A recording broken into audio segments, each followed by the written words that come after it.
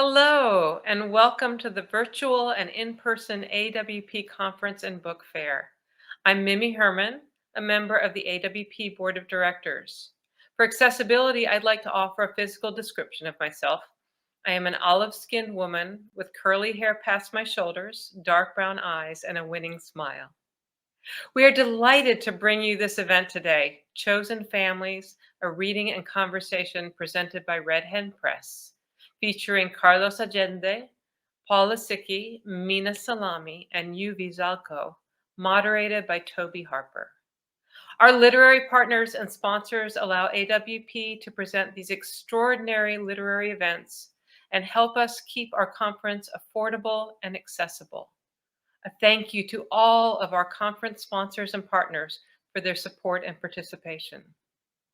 This conversation was pre-recorded and is premiering on Saturday, March 26th from 12:10 to 1:25 p.m. Eastern Time. After the conclusion of this event, it will be available for on-demand viewing. During the event's premiere, please enter your questions or comments into the platform chat box on the right of the screen. If you are watching on demand, feel free to continue to leave comments in the chat box to the right of the video. We thank you so much for attending and for your continued support of AWP. We hope you enjoy this event. Hello and welcome to the AWP panel with Red Hen Press. Today we'll be talking about what is a family and when do we choose our own family and how do we represent families in our own writing and why.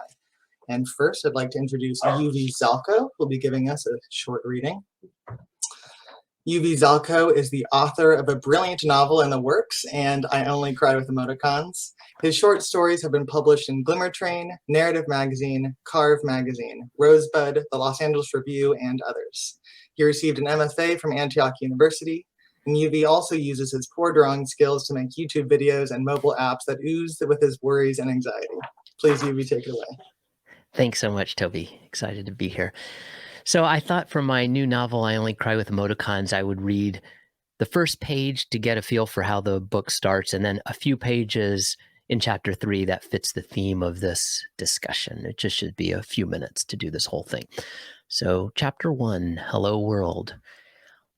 My boss tells me it's embarrassing that I've been here for 6 years and I'm still at goldfish status.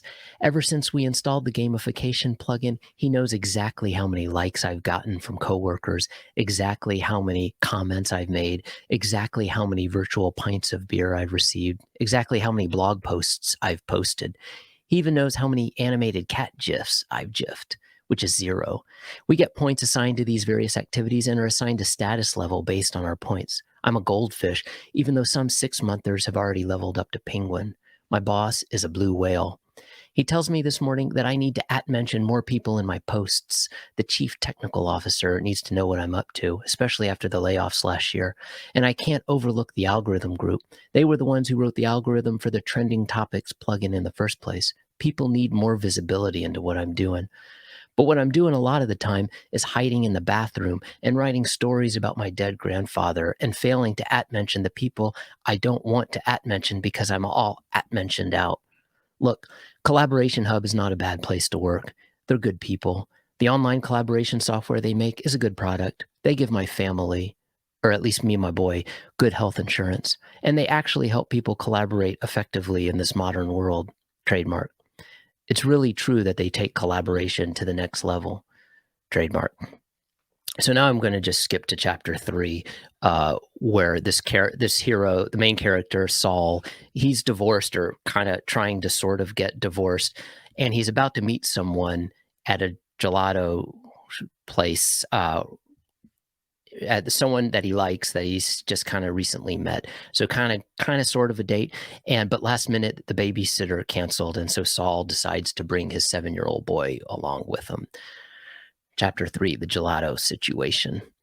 An hour before I'm supposed to meet Kitty at the gelato spot, the babysitter cancels. Her name is Genevieve, and my boy and I like to say her name a lot because it's pretty. Genevieve, Genevieve, Genevieve. She's also totally flaky about babysitting. I toy with canceling on Kitty, but then I freeze up about what to do next. So I just text Kitty, the babysitter just canceled, without making any decision. My wife hated it when I couldn't step up and make a decision for myself. Then again, she also liked making decisions for me. This guy is definitely this is UV talking. This guy is definitely still a work in progress at this point in the novel. So he's not so put together yet. Okay, back to the novel. Within a minute, Kitty says, "Bring him along. I won't bite." I spend 10 minutes looking at that word, won't. Shouldn't it be don't? When my boy and I get to the gelato place, Kitty is already waiting for us, staring at all the flavors. She's staring into the glass like there's something so transcendent in there. I spend a moment staring at her pretty body from behind, the way she's about the same size as me, but with her, you can see the muscles and curves. Meanwhile, I'm all edges and bones. We walk up to her and I say, "It sure is gelato." The line was less stupid in my head. "Oh, it's you," she says. She looks confused, or like she wasn't expecting us. And then she looks down at my kid, and her disoriented look disappears, and she smiles and says, "And you?" My boy stands behind me as I introduce him, which is normal for him to do, but he steps out from behind me when he gets a look at Kitty, like he has determined that she is less dangerous than most adults. And then he tells this stranger, "Genevieve gets sick a lot. My dad worries that she is anorexic, but I think she is nice, and she knows a lot about sea creatures in the midnight zone, and she lets me have popcorn before bed." I can feel the sweat from the top of my bald head. I should have canceled. "I like her already," Kitty says, squatting down so she can look him in the eyes. But then my boy squats as well to mimic her gesture. I try to remember the advice from the article that went around Facebook last month about when you should introduce your child to a new boyfriend or girlfriend. This Kitty person isn't either of those, but I still don't feel good about this gelato situation, and I'm sure the Facebook article would disapprove of this. Then again, I don't know if it was a real article or an article written by some guy in Macedonia with a secret agenda to destroy our democracy. My boy orders vanilla. I order vanilla. Kitty gets a scoop of chocolate on top of a scoop of strawberry. My boy looks at her like she just robbed a bank, one part terror, one part fascination. As we sit down, the boy asks Kitty if she is my girlfriend. Kitty says no, faster than the speed of this store's wireless network. Then my boy says, "Mama has a boyfriend. Do you believe that?" Kitty says, "I do." She looks at me as if just by looking at me, she could have gleaned that information. This woman scares me. Maybe she is a spy for my ex. Wait, my wife has a boyfriend? Okay, I'll stop there. Thanks. Thank you, Yuvi. All right, so next up, we'll be hearing from Mina Salami, who is a Nigerian, Finnish, and Swedish author and social critic who grew up in Lagos and has lived in Sweden, New York, and London. She studied political science at the University of Lund in Sweden and then gender studies at SOAS, University of London, where she was awarded a distinction for her specialization in African feminist theory. In 2010, she launched her multiple award-winning blog, Miss Afropolitan, which has drawn over 1 million readers. Her debut book, Sensuous Knowledge, has been translated into multiple languages. She is a frequent sought essayist, and her bylines include The Guardian, CNN, Independent, Al Jazeera, World Literature Now, and the Royal Society of the Arts. As a keynote speaker and lecturer, Mina has spoken at over 300 universities, cultural events, and conferences on 5 continents, including at some of the world's most prominent institutions, such as the Oxford Union, Yale University, and the Singularity University at NASA. Mina has consulted governments on feminism and gender equality, and she sits on the boards of the African Feminist Initiative at Pennsylvania State University, the interdisciplinary journal for the study of the Sahel and the Emerge Network. She has served as a judge for the One World Media Awards, a nominator for the Prince Claus Foundation and the Princess of Asturias Foundation. She holds an honorary fellowship in writing from the Hong Kong Baptist University. Please take it away, Mina. Can't wait to hear your reading from this book.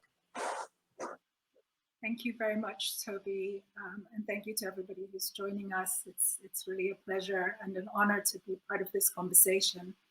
I'm recovering from a flu and a cough, so apologies that my voice is a little bit mellow, but I'm going to try and read for about 5 minutes. And I'm going to read from a chapter in my book, Sensuous Knowledge.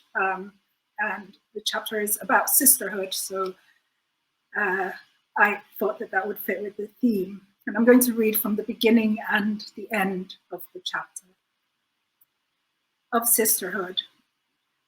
There is a passage in Chimamanda Ngozi Adichie's novel, Half of the Yellow Sun, where during the beginnings of the Biafra War, Kainene finds out that her twin sister, Olana, had sex with her boyfriend, Richard. In their ensuing confrontation, Kainene ends the conversation with 3 words. It was unforgivable. The next time the sisters see each other, months have passed and the war has advanced. Both sisters have witnessed war atrocities of an enormity they could never imagine. They embrace, and Kainene says, there are some things that are so unforgivable that they make other things easily forgivable. Moments later, Kainene slips her hand into Olana's. It is a scene that perfectly captures the intricacies of sisterhood and female bonding, that multi-layered fabric made of love, anger, betrayal, reconciliation, and tenderness that is framed by the awareness of a common enemy. In the novel, war. In the case of all women, irrespective of their race, class, or sexuality, patriarchy. Yet, although patriarchy is an equal opportunities oppressor that subjects all women to tyranny regardless of their class, race, nationality, religion, or sexual orientation, it polarizes women as a group. Women's racial, class, and sexual differences create divisions and wounds that calcify into resentment, guilt, and enmity. In this polarized environment, where differences between women of color feminists and white feminists, between trans women and cis women, even between Black diaspora and indigenous African feminists, and so forth, are emphasized, sisterhood seems unfashionable. But it is one of the most crucial concepts if women are to eliminate patriarchy in the 21st century. The sisterhood I refer to is not the sentimental interpretation of the term, but rather the feminist sense of political solidarity between women. It's what Bell Hooks referred to as true sisterhood in her book, Ain't I a Woman? True sisterhood confronts racism, classism, and homophobia so women can stand in political solidarity against patriarchy. As Bell Hooks wrote in Ain't I a Woman, even the most uninformed and naive women's liberationist knows that sisterhood as political bonding between women is necessary for feminist revolution. In addition to political solidarity, I mean sisterhood as a notion that reflects love for women. Love for women is not the same as everybody getting along. We don't have to be friends with every feminist, but we need to love women and women's specific history, knowledge, and traditions to want an end to their oppression. Feminism is a struggle against patriarchy, but it is equally a struggle for sisterhood. To be a feminist is to be an initiated woman, one awakened in opposition to the patriarchal oppression of women, not just the oppression of women of one's race, age, tribe, or one's class, but of all women.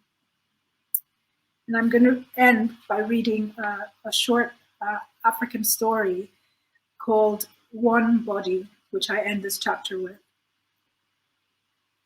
The body. Once upon a time, various parts of the body began complaining that they didn't like the stomach. The hand said, I cultivate all the soil to plant the seeds. I harvest the crops. I prepare the food. All that the stomach ever does is wait to be fed. How unfair. The feet agreed and said, yeah, me too, man. I carry the heavy stomach around all day. I carry her to the farm to get food. I carry her to the river to get water. I even carry her up the palm tree to get palm wine. And all the stomach ever does is lie there and expect to get her ration of food, water, and wine whenever she needs them. This is unfair. The head chimed in, complaining about how she carries all the heavy load from the farm and the river, having to do all the thinking, all to feed the stomach, who does nothing to help. The parts of the body decided to embark on a protest action. They agreed to stop working and feeding the lazy stomach until the stomach ended her selfishness. A whole day went by, and they didn't give the stomach food or water or wine. All that the stomach did was groan from time to time while the others taunted her. By the second day of starving the stomach, however, the head said that she was beginning to feel dizzy. By the third day, the hands reported that they were feeling weak, and the feet were wobbly and could not stand straight. Then it dawned on them that much as they were visibly supporting the stomach was also helping them in a less obvious but equally important way. By feeding the stomach, they were feeding themselves without knowing it.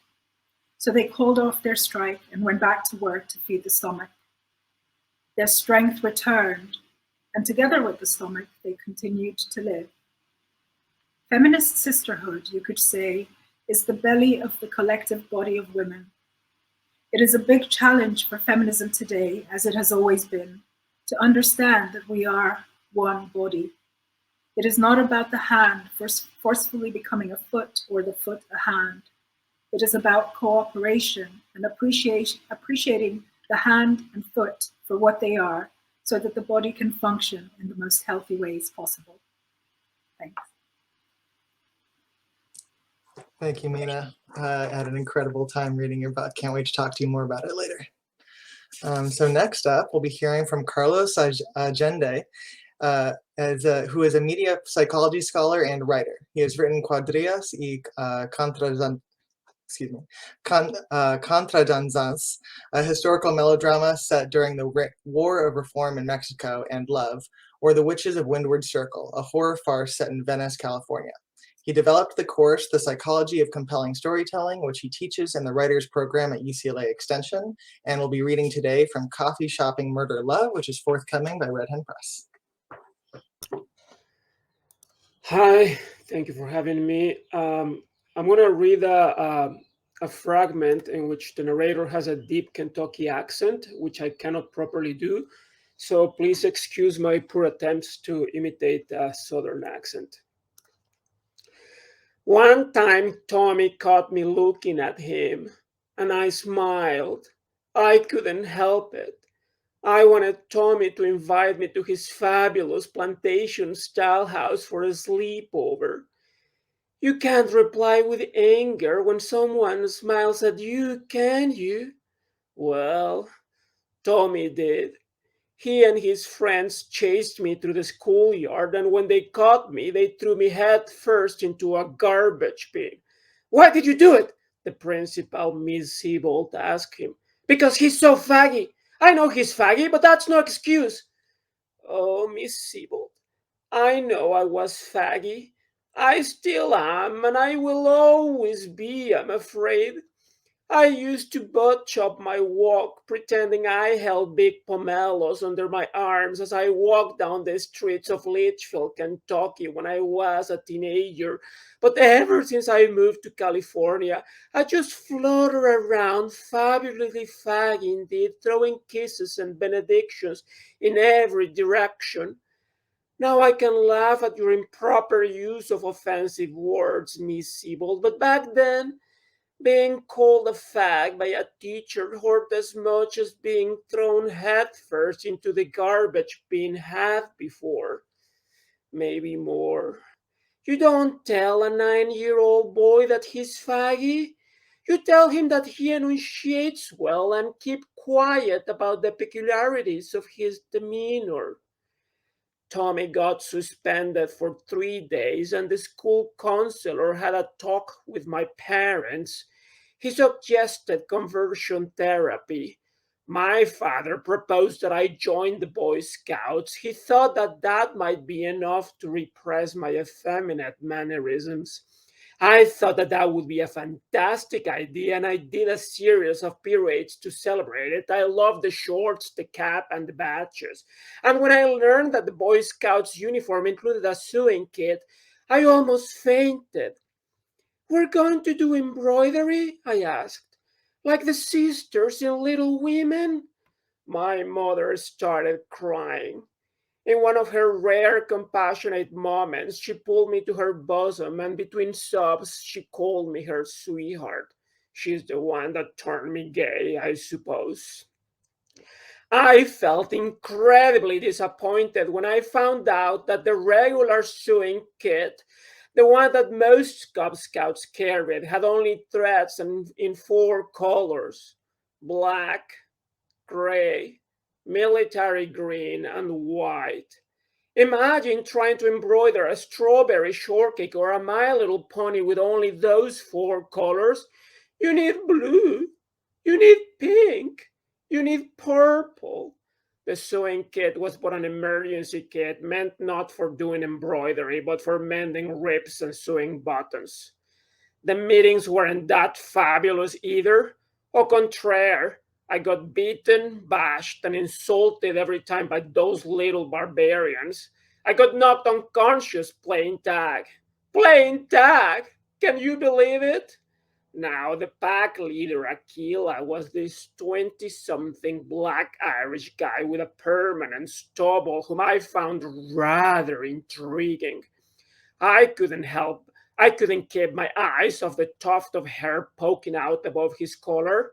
It was as if Tommy had killed me and I had been sent straight to faggy heaven. Aquila liked me too, or at least he felt sorry for me. I couldn't tell. Are you okay, buddy? He used to say, extending a hand to help me stand up after one of the boys had tripped me. I'm all right, I'd reply, cleaning the blood from my nose, pulling down my shirt, and offering him a smile that I now realize must have made me look as crazy as Vivian Leigh playing Blanche Dubois in a streetcar named Desire.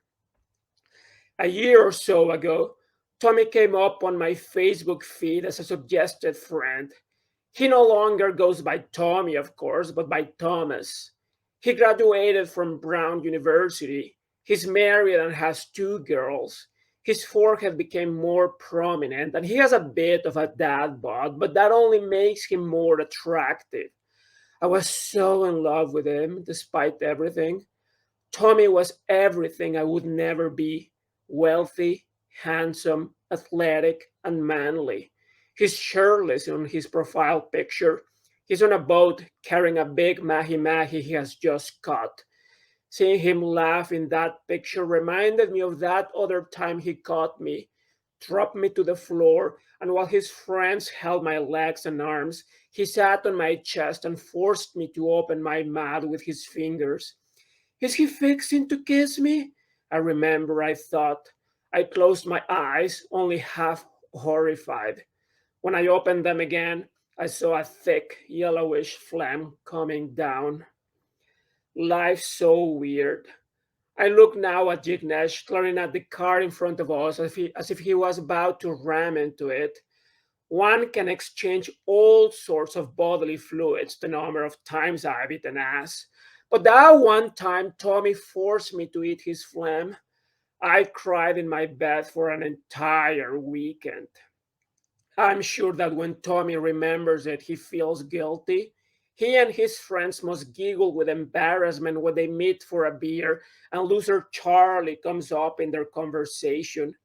We were so mean to that poor bastard, they probably say, then finish their drinks and hop out in their Lexi or their Beamers or whatever expensive vehicle they drive now and go home to their wives, watch TV on their 60-inch flat screens, and hope their kids don't grow up to be as awful as they were. I know they feel guilty because one of Tommy's friends apologized once via Twitter, so my 42 followers could learn what a loser I used to be in elementary school, and his 350,000 followers could see what a big man he had become. He received a lot of praise. I know because they included me in every reply. I tweeted something along the line of "Thank you. It means a lot. Hashtag it gets better." Way to go, Joe, one of his followers replied. So proud of you, Joe, another did. You're a big man, Joe, with a big heart and deserve the best, tweeted another. Thank you. That's it. Thank you, Carlos. I forgot to mention that Carlos Allende's Coffee Shopping Murder Love won the Quill Prose Award of Red Hen's Queer Publishing Series and will be forthcoming in Pride Month this June. Very excited about it. All right. Thank you, Carlos. All right, so next up, we are going to hear from Paul Lisicki, who is the author of 6 books. His work has appeared in The Atlantic, BuzzFeed, Conjunctions, The Cut, Fence, The New York Times, Plowshares, Tin House, and in many other magazines. He is currently the director of the MFA program at Rutgers University Camden, where he is an associate professor and editor of Story Quarterly. He is at work on a memoir, The Sky in It. Take it away, Paul. Thank you, Toby. It's an honor to be here with you and to be with everyone on this panel. I'm really looking forward to talking together. I'm going to read a short section from a book called Later that is set in Provincetown in the early 1990s in Massachusetts at the height of the AIDS crisis in town. The work center referred to in this passage is shorthand for the Fine Arts Work Center, the fellowship program for visual artists and writers that brought me to town. And I think that's all you need to know. We are proud to be fellows, all chosen with an eye toward inclusion and intersectionality, decades before the larger culture makes use of those terms. Luckily, after initial awkwardness, we enjoy one another's company. We've all been around enough to know that that is a rare trait in any group. What if we'd had to deal with pods, cliques, groups of people who didn't speak to other groups?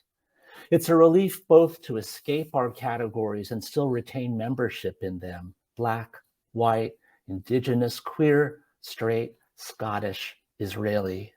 Some nights, to stave off the off-season boredom, all those hours alone in our studios with our work, we hold impromptu dance parties in the common room that both parody and play homage to the TV dance parties of the 1970s. Think Soul Train. We catch ourselves behaving like members of an extended family, one by one jumping up on a makeshift go-go box or cheering one another on in a line dance. We're in the last moments of the era when wide numbers of people still dance, when they're willing to be expressive or possibly ridiculous in a communal space. Danella and I become good friends right away. Instantly, she is my big sister, though she is Black and I am white. Like me, she grew up in the Philadelphia area. Like me, she even lived for a time in Cherry Hill, and sometimes we are startled that we ended up here in a place that resists the bourgeois comforts of our former homes and all their unspoken dedication to security and upward mobility. Her younger brother is gay, and maybe our magnetic rapport feels like home to her. She calls us Laurel and Hard On. We laugh a lot about the most juvenile things. We laugh until we've made ourselves almost sick from the laughter, which is its own kind of drug, though we don't do drugs, except for smoking the occasional joint she rolls. There is a fireplace along one wall, too large for the small, tight space, too grand. Light it, and the burning logs slam heat against the walls. It roasts everything in its patch, the arms of the sofa, the vases, the wood beams overhead, until it's all too hot to touch. My skin feels as if I'm on the way to getting a fever. My throat's scratchy, even if I'm sitting on the other side of the room, as far from the hearth as possible. I drink glass after glass of cold water. Danella puts on Inner City, Nena Cherry, De La Soul, Soul to Soul, Queen Latifah, Naughty by Nature's OPP, Optimistic by the Sounds of Blackness. We spend a lot of time dancing in loose, awkward bursts, half jokey, half serious about it, talking with intense interest about the other fellows or Georgie Woods and Sally Starr, the Philadelphia television personalities of our childhood, which couldn't possibly be of interest to anyone else within 50 miles. That's probably why we do it, to seal our bond. At the counter, Danella jams long carrots into a juicer, filling up its tub and collector with an orange almost too vivid to look at. Back in Philadelphia, Danella's brother has AIDS. He's been so close to death, he could almost drink it. Polly. Polly and I instantly become younger together. As soon as we meet, there's no doubt she is my other new sibling. She is a painter in town, but her work drawing from elements of folk art to make her own constellation of images, animals, performing animals, human hearts, doors, some of it tiny, tiny, all of it an indirect response to the crisis in town and outside, but never engineered. The work is wonderful in that it isn't willed. Though the two of us are capable of holding weighty conversations about depression, addiction, art, family, and relationships, we are also capable of cracking each other up. We meet one night at a party at Danella's place. She's pretty, vivacious, talky, someone who'd never hold back the naughty thing everyone in the group wants to say but won't. I love it when she laughs, her laughter reaching a high place as if she's singing. Then there is her regular spoken voice, tuneful too. I'm not surprised to find out she's a wonderful singer. She grew up in a family of singers. She instinctively harmonizes with any song playing in the room, a third above the melody, a descant. We entertain ourselves by planning an imaginary convocation called Yahweh Lu, a town-wide event in which everyone sings the Catholic folk hymns from the late 1960s, accompanied by 112 string guitars, led by a stylish nun with a face out of a Modigliani. But not before coming up with the names for possible theme nights at the A House, the main gay bar in town. One is creamed corn, which we find hysterically disgusting, and neither of us feels the need to explain why.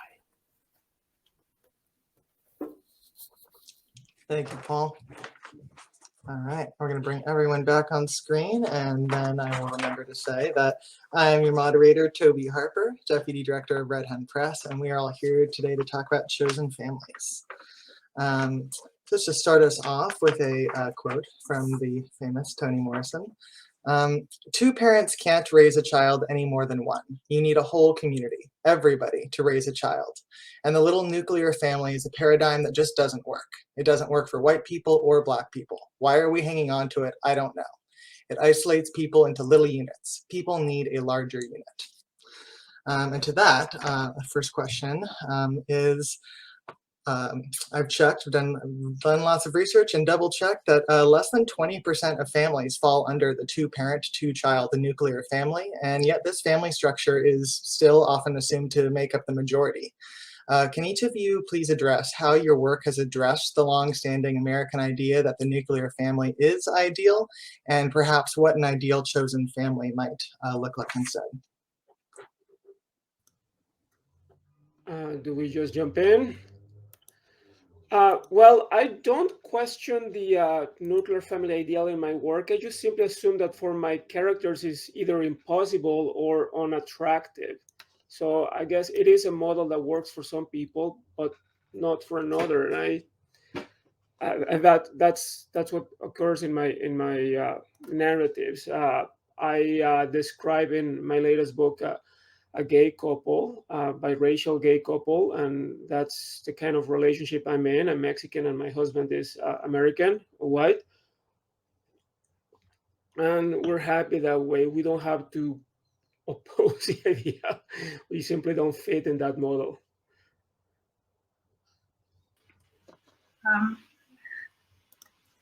That's great. I guess, feminism is the political movement and sort of the ideology that that criticizes the nuclear family more than any other ideology. In fact, I'm not sure that others really do look at the family. But for feminism, which is the tradition that I'm coming from and that I write from, the personal is political, and sort of deconstructing and applying critiques to the family lies at the center of that. And the reasons, or you could say that one of the key contributions of feminism to what the nuclear family is to say that it is not something that is natural. It is a social construct. So the patriarchal story has always been that it is a natural entity. And in realizing and in arguing that it is instead a social construct, we're then able to see how women particularly are restricted in the nuclear family when it comes to, for instance, violence against women that is mostly perpetuated in the family unit. The kind of domestication of women at large happens within the family unit. So yeah, coming from that tradition of feminist thought, in some sense, all of my work is directly or indirectly addressing the family. Yeah, absolutely. I definitely noticed that. Let's see. Yeah, yours is definitely not a nuclear family, and I only cry with emoticons. Yeah, really interesting to hear everyone's perspective here. Yeah, in my case and I only cry with emoticons. There's a kind of sort of divorced couple, and they're dating and bringing in friends and other people into this broken family unit.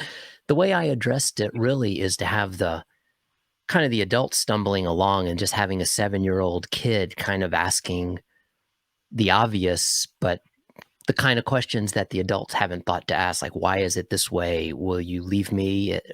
Will this new person I like, leave me? And so I don't really know if I solve any of the question or any of the big problems, but I just use the lens of a child to just kind of look at the messiness of how you build a family, both by blood and by community, and how to make that work better by talking it through.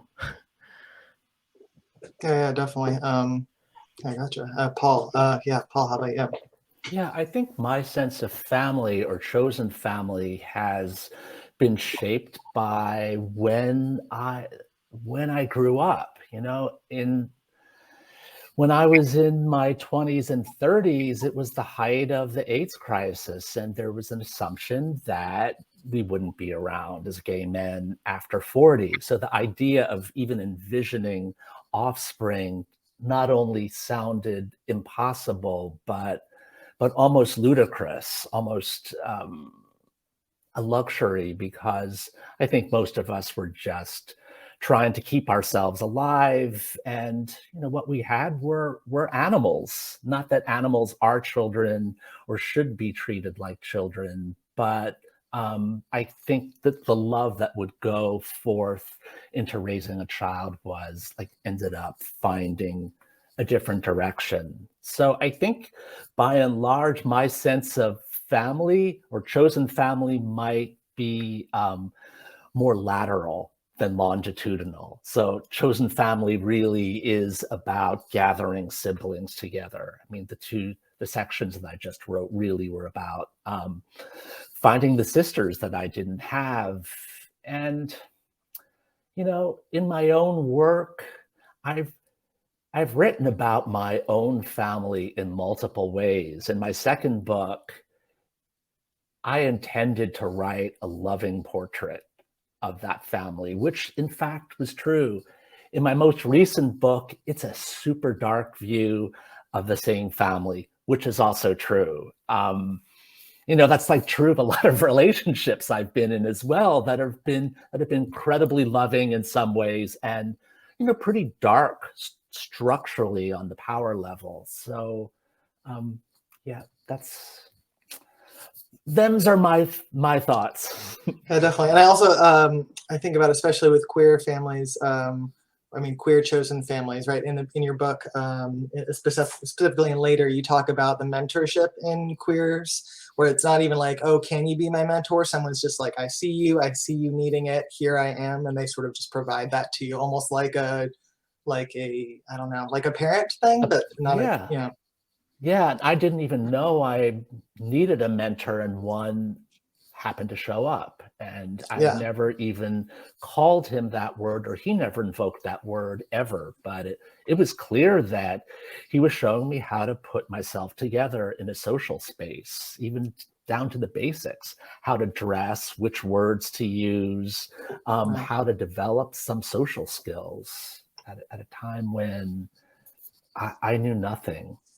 Yeah, you talk about how it was especially important before the internet, but sometimes I feel like the internet is now so full of information that you almost need someone to guide you through it. Right, right. Yeah, it adds a lot of noise. Sorry, Exactly. A lot of noise.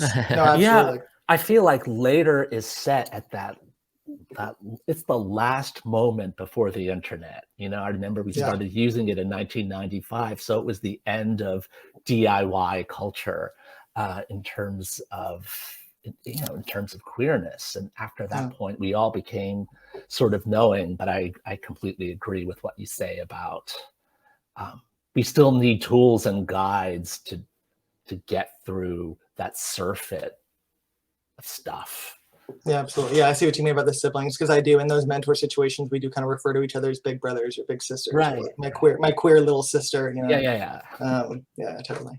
Okay, then I guess following up on that, next question is, why do you think that Americans have held on to this long, outdated notion of the nuclear family? And who, I guess more to that, who does this narrative serve? And how does this narrative differ outside of the US, both in media and in our how we represent families in literature? If I can start again, I think first, at least in paper, it's a nice model. It's centered around the idea of romantic love, and it's full of fantasy. You get married, your love is going to last together, and the consequence of that love is going to be children. And so that's why I think people stick to that notion. That is one reason. Two, opposed to extended families, because we live in a very individualistic society. So living away from your parents and your siblings and not living in a big house, it's more convenient, and it's also cheaper getting a big house for everyone.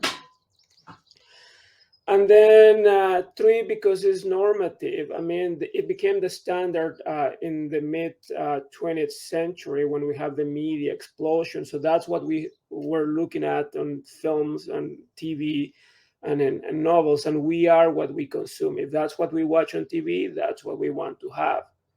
And I don't think it's an outdated notion shown as much as a model that doesn't fit everyone. For some people, works perfectly, but for some others don't. For many others don't,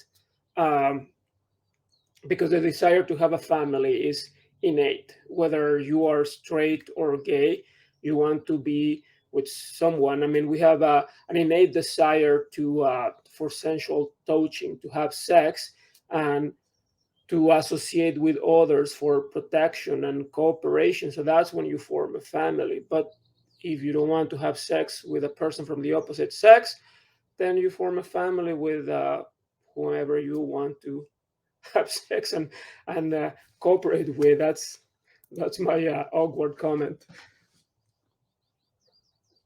Okay, gotcha. Yeah, I'm not American. I've only lived in America for 3 years. But I can try to respond to the question as an outsider. And it seems to me like because like what Carlos was describing is, you wouldn't have to call that longing to have physical contact and like kind of romantic relationships with people, family, that could be called friendship or loverships, or there's so many other ways we could express that. And it seems to me that what is embedded at the core of this notion that we call family is a need for security. And I think that is something that really prevails in American society in very specific ways. And the need for security is in very many ways, problematical ways, tied to race and class and gender, among other things. And so I think that the the need for family has to, like, if you think about families, wealthy, white, able-bodied, heteronormative families, the kind of security that those provide is quite often to do with capitalism, furthermore. So it's about securing a certain lineage of wealth, within a family. Whereas if you were to think of a working class Black queer family, for example, to think of a different type of structure, the family there, in connection to security, the family almost becomes a site of survival rather than a site of like passing wealth or anything like that. So it's a way of challenging the insecurity of society outside. But looking at it from the outside, it seems that security and the need for that is something that is really central to the nuclear family as shaped by America. Absolutely. Okay, so far the family structure is both a fantasy and a need for security. Sounds about right, actually. Yeah, what do you think, Evie? Yeah. Well, I really love hearing these different perspectives. So it's just fun to be an observer here. One thing, I don't want to stick up for this outdated notion, but one thing that's been interesting for me in my personal life, just raising a transgender kid and watching the different people, friends and family adjust to this notion they had in their head of like what my family unit looked like and how long it took different people to accept it. I really got to feel firsthand like how hard it was for people to get an old image out of their head of like what my family looked like. And it was so painful just to because I had adjusted to a different idea. It was so hard for me to understand what was taking so long for everyone else to adjust. And so I don't know what to say about that, except, and I think maybe United States in particular has maybe more stubbornly clings to a certain notion. We see it in a few different areas. I mean, we're still one of the few countries using the imperial system to anyway, but so I mean I think it's just change is complicated too, so we're bumping up against that too when you have an image in your head of what it's supposed to be, even when the reality around you has changed. It takes a while for those images to fade or change or evolve. Yeah, absolutely. Yeah, the imperial system. God, still such a Oh my God, embarrassing every time I remember that. I do think something is changing even on the level of pop culture. One example I have is the fixation on Anderson Cooper as a father and the fact that he's raising his two sons with his ex, and the two children have dual names. And this is not presented by People magazine with any outrage at all. And there are updates practically daily. I'm not a regular reader of People, but I get these updates for whatever reason on my phone. And they seem entirely matter of fact. And the assumption in those reports is that everyone is of course, to this notion. So I think change is happening under our feet right now.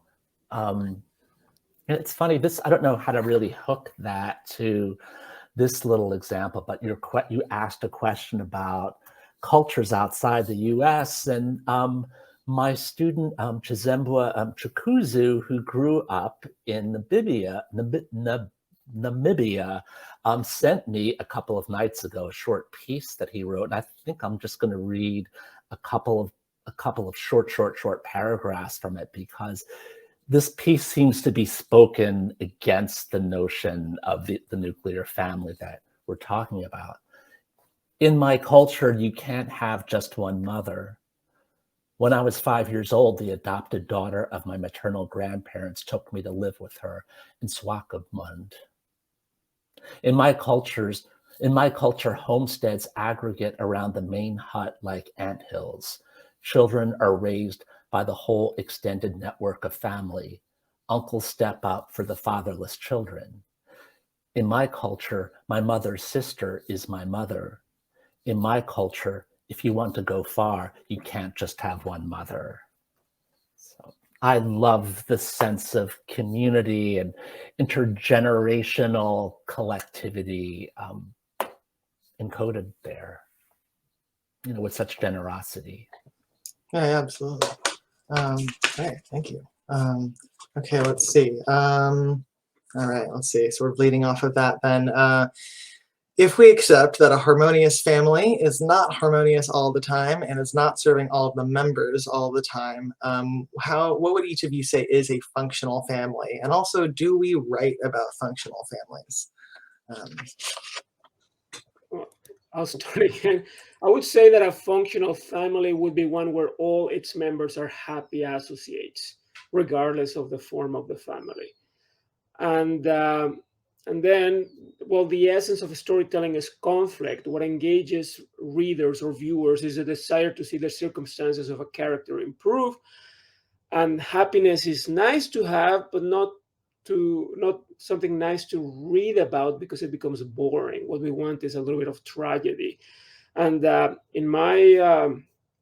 for me, a recurrent subject in my writing is satisfying the need to belong. So I don't write about functional families because functional families will be very boring in my writing.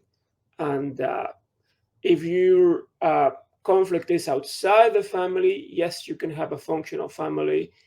I don't, because that's not what I write about. Wow, Carlos really got offended by that. No, I'm just kidding. Yeah, mic drop. Hope he comes back. Nice. That's an interesting point. I mean, I do write about messy families, partly because it's interesting, like Carlos said, but also, function. Like I feel like families function. The level of functionality goes up and down as things happen. There's new things are introduced, and everyone has to adjust. Some people don't, and the family changes. But I think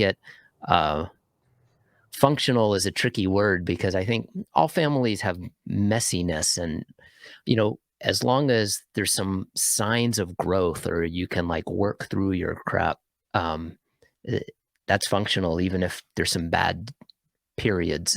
I don't know if anyone else wants to add to that. I think for me, the functional family, that phrase is both sort of oxymoronic in some sense, because the family is, from its foundations, sort of dysfunctional, but it is also setting the bar low. Like if you think of the phrase functional family, it sounds like an Excel spreadsheet or something. Like how about thriving family or enchanting family? I don't know. And so I guess for me, I don't want to romanticize the family, and it feels like a lot of the conversation at the moment that is about shifting away from the family unit and the nuclear family is nevertheless trying to just reproduce the same thing but in a different kind of format.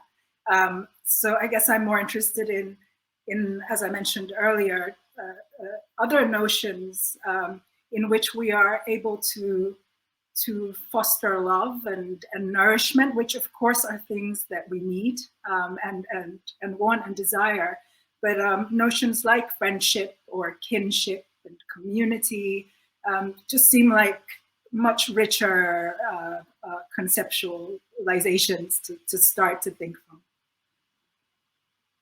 All right. So maybe just less emphasis on family in general to have functional, not functional, but thriving in our own lives. No spreadsheet families. I like that No idea. I guess we would have to define what is a family. And for me, I guess that really is also the a question. nuclear family would be mom, dad, and the parents, and the children, sorry. But for me, a family is just a group of people associated by bonds of affect that live together. So it could be 2 guys, 2 girls, and then whatever combination you want from that, 3 guys, 3 girls, 2 guys, and 1 girl, 3, I don't know. That's it. Yeah, I think too that a family is always in flux. Even if people are blood related, people leave that house, people get married, and it's never a stable unit. People die, other people come in-laws might move in.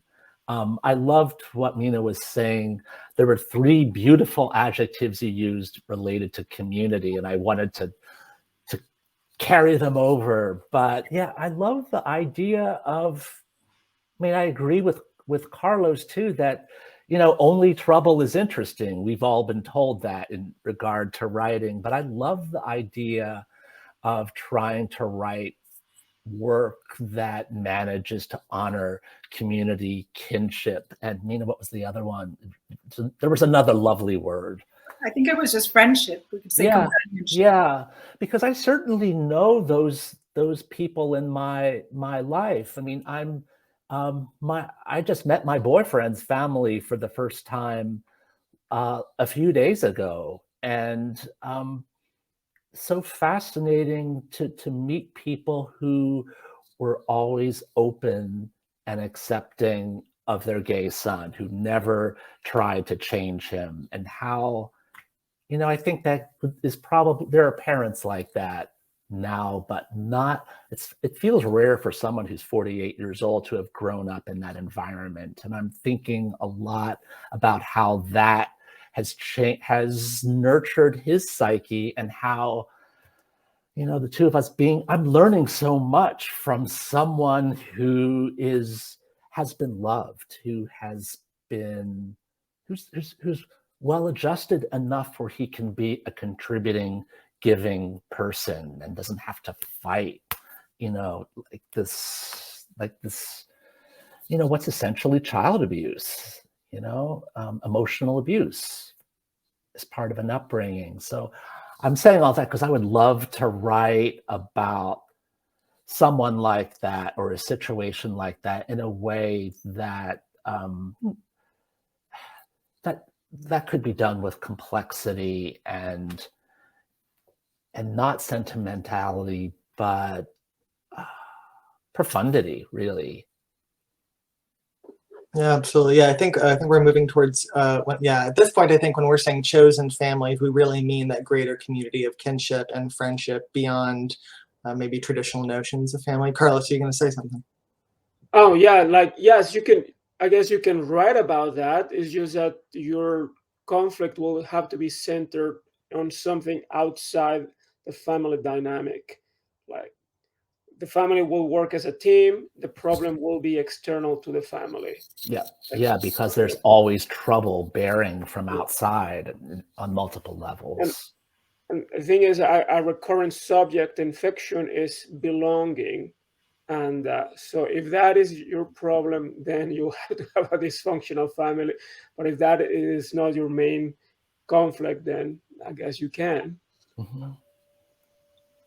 And well, I find it interesting in stories, when you see people from very different backgrounds who are together, either in a chosen family or they have some relationship to each other. It's really fun to watch these different people operate, just like Paul was saying, like someone who was raised one way with a lot of support and someone without support, and how they navigate the world. That alone is kind of fascinating to see the strengths and weaknesses of two people from two different backgrounds. I just wanted to add, and I want to preface by saying that I really do think that I'm not sort of anti-family. I think that the qualities that families represent are very beautiful. But I do think that the language matters a lot. And when we're talking about alternative types of families or chosen families, I think it's quite interesting that people who live in those, so for example, people who live in cooperatives or communities or partnerships. So basically, people who don't have children don't tend to refer to themselves as families. They tend to refer to themselves as living in a co-op or a community or a partnership, et cetera, et cetera. And so it seems that we can't really get away from that initial, like the etymological roots of the word family, which connote either an individual or more that have children. And that seems to be a really central part of how we define it. Well, but I mean, yes, but when you have when you're united by blood, by genes, it's your genes that you're defending. I mean, I don't have children. I don't plan to have children and stuff. But I understand people will always have a preference for their blood-related family, and that will be instinctual, not only cultural. Um, it would be nice to live in a cooperative. I think that would be a fun arrangement. uh, this is a very individualistic society, America. I mean, I like it. I like my privacy and stuff. Even if I would like to live in a cooperative, I would still want to have my separate space just for my husband and I. And so you could consider a cooperative your extended family, but it will be like the family of your brother or the family of your sister. They're like close, but not that close. And I guess it all depends to the individual and how you were raised. I don't know. Well, that's where I think it's so interesting, because it's very complex in that, yes, like family does connote a blood tie, and we're trying to use that same word to create spaces that are healing, because as much as family connotes a blood tie, it also connotes for so many people not that space of love and safety, but rather a space of abuse or violence, etc., etc. And so I just think that the kind of lack of clarity in what we actually mean by family is something that we need to address before we try to create something new. I think it's really interesting with the words we use. Like sometimes we can reuse words to mean something different, but sometimes they have some of the old baggage from how they were initially used. And it's interesting to see in our society when reusing a word can work and when it kind of carries over some of the old stuff. I hadn't thought about that with the word family until, Mina, you mentioned it. Yeah, well, I think that it is like the fact that we're still using it, which again, I'm not criticizing per se, but I think it does point to the fact that we still are glorifying the family as the nuclear unit in some sense. And I thought about actually, while preparing for this discussion, I thought about the Buddha, weirdly, and now, because I think Buddhism, influences a lot of the conversations around different communities and things like that. And it just struck me how that's such an interesting story of the Buddha. I don't know how familiar people are with it, but he sort of leaves his family in order to become enlightened. And that seems to be an essential part of the process. And that seems like something that's, completely contrary to Western notions of progress or personal development or anything like that. So it's almost like he's abandoning that sense of security that I spoke about earlier in order to evolve as a human. But it's kind of like, sorry, go. No, okay. I'm just keeping an eye on time, so I think I'm gonna skip ahead just a touch, and jump to, since we're talking about really the transition of the idea of family into community. How do you feel like I guess the question is, how do you feel that the pandemic has changed how we see families? Especially, I think, in our sort of our pandemic pods, as we all sort of chose. These pandemic pods, I think, in a lot of ways have become our like chosen tight communities, like the people who we literally trust enough to put our lives in their hands. And I think for a lot of people that did not include necessarily their born into family, and really was a different community that sort of emerged in the last 2 years. So I guess the question is, how do you feel like the pandemic has accelerated this conversation we're having about moving into chosen communities?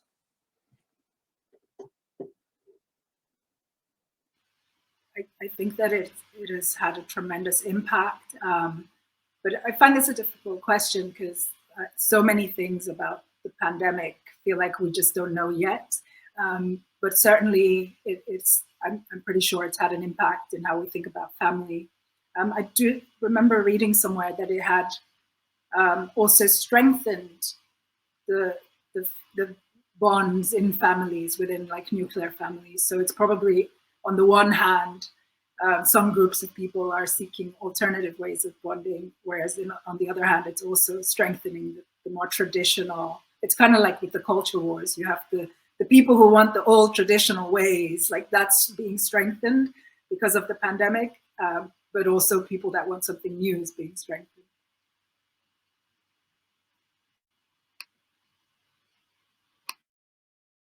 All right. Anyone else have any ideas about the pandemic and changing our communities? Yeah, it doesn't feel like it lines up in my experience. I feel like I drew much closer to those chosen family, to some chosen family people, and became more distant from others. And I'm still confounded by that. I'm thinking about an article by Jennifer Senior that appeared in The Atlantic maybe a month ago, in which she said that 38% of close friendships fell apart during the pandemic, which is like, that's a shocker. That's amazing. So however close friendships relate to what we're talking about, I think that that's significant, and it's hard to say it brought people closer or drew them apart as units, I think. Yeah, I've seen such a variety of things. I'm having troubles assessing, especially since, it's pretty fresh, but I've seen it accelerate.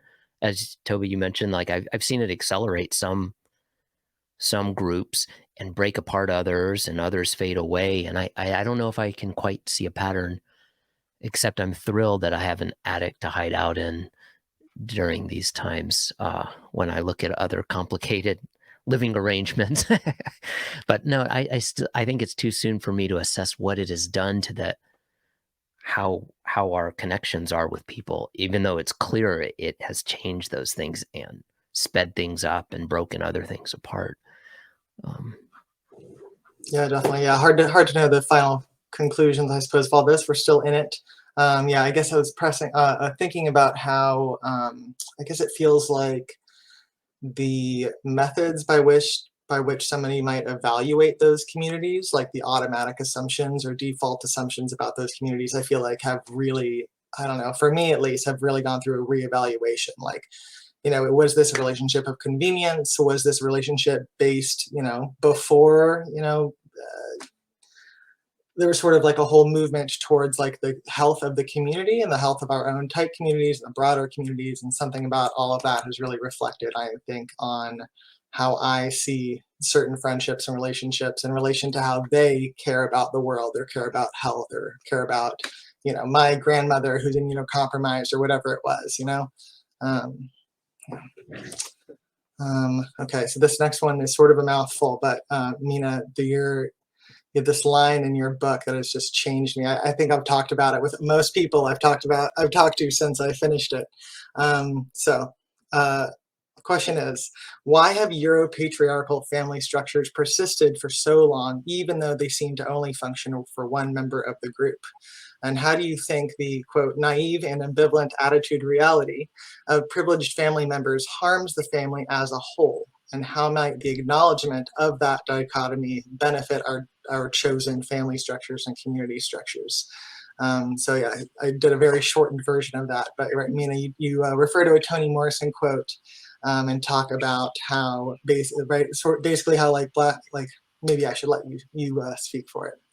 Yeah, thank you, Toby. I think it is probably worth just quickly prefacing that the naive and ambivalent attitude is something that Toni Morrison says is kind of that white feminists have had.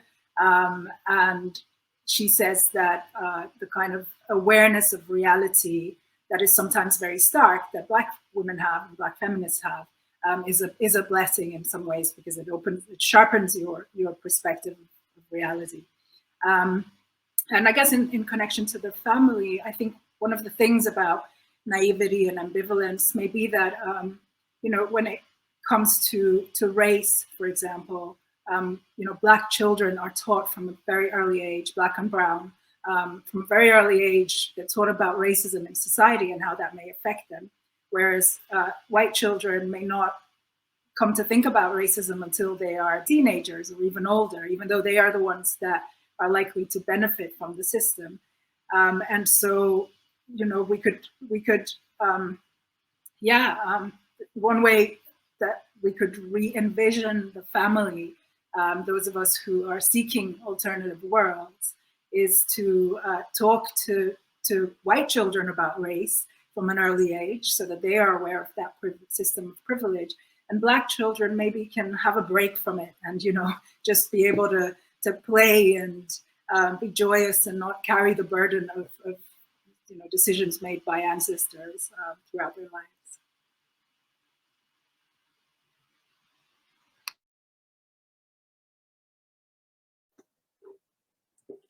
Okay, I know that was kind of a big question. Anyone else thinking about, in terms of how, Carlos, please. Well, I mean, again, because it has been normative, it's hard to understand how other people live because everybody lives behind walls, and but we are exposed. Much of what we learn about the world, it's knowledge acquired from media, from watching TV, reading books, and etc. So we just cannot come to a realization. I mean, Paul was talking about that. Before the internet, gays had to discover what being gay meant, and nobody would teach it to you. And then little by little, you would be getting information in pieces from the internet. And nowadays, you can have all the information that you want. And so I think the model has persisted because we didn't know of any other possible model, because that's what we saw in media. And even if we lived a different reality, I mean, I was raised by my mother was divorced when I was 10, so I didn't have a dad. And but what I saw on TV is mom and dad with their children, and so you think that that's what everybody has. But now that we are including other types of families in storytelling, now that you see how changes in society, you see not only biracial couples, but you see gay couples, you see single family couples with no children, single parents, etc. Now the model is just not becoming the norm anymore. But you need to see that, and that's what our responsibility as storytellers. If we want to maybe not show the world we want to have, but show the world as it is, so we can learn from that, others can learn from that. Absolutely. Yubi. No, yeah, it's interesting. We can see both like the forward and backwards movement of things going on at the same time. Like it's always exciting to see like here's a story with a non-traditional family or relationship, and it's not even the center of attention, that there's other things going on. We don't have to just talk about the one thing. So in one sense, it's fun to see these different stories come out. At the other time, you can see society pushing back, this whole obsession with critical race theory and how people are using it with education, there's also the disheartening part of seeing people push against having these interesting, complex conversations. And I don't know, I kind of go all over the place where I'm like hopeful and then disappointed and hopeful and disappointed about how we're moving forward and backwards at the same time. I don't have any wisdom except it just takes a lot of Xanax to stabilize that feeling.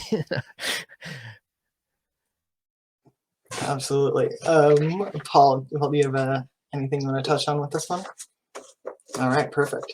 Then I guess we're almost out of time, but just real briefly, if anyone has a last remark on what do you think is the family of the future, or maybe better yet, what is the community of support that we are building towards sort of as we move forward into the future?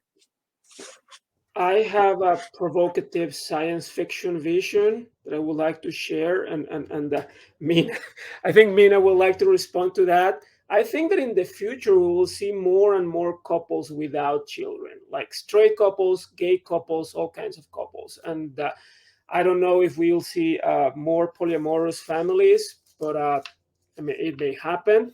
And then we're going to have a crisis of not enough population. So the government will have to do something, the governments of the world. So this is a science fiction part. Like, what are we going to do to have more children? Are we going to hire women to have children? Are we going to grow babies outside? I know it sounds awful, but that's why I'm saying that it's a provocative science fiction thing. Are we going Sounds like you just wrote a few of your next novels, Carlos, right?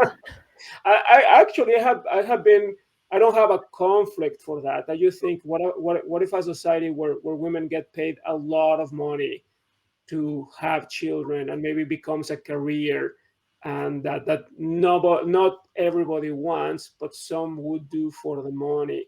Or are we raising children outside women's wombs? I don't know. I mean, I'm talking about the science fiction future. Carlos, both of those things are not so much science fiction. I mean, surrogacy is women getting paid a lot of money, depending on where they are in the world, and it has a host of problems attached to it, of course. So these are dystopian futures. There's also a technology called IVG, in vitro gametogenesis, which is precisely the ability to grow a baby in a womb outside of a woman's body, which is very likely to be available quite soon. And so, yeah, I think that those things are, for me personally, they're terrifying, and I'm child-free by choice. But yet, I don't think that that's necessarily progress. It does seem like it's technology that, rather than complicate this thing that is the family unit, we just keep, inventing new ways that seem to be progressive on the surface, but actually reinforce old traditions that are harmful for everybody. Wow. Okay. Well, on that note, I think we are just on out of time in our science fiction dystopian future / present. Thank you all so much for joining me today. This was a fascinating conversation. I really appreciate all of your time. And thank you, everyone who's watching. Thank you for joining us. Thanks so much. Yeah, thank you. Thank you so much for having us.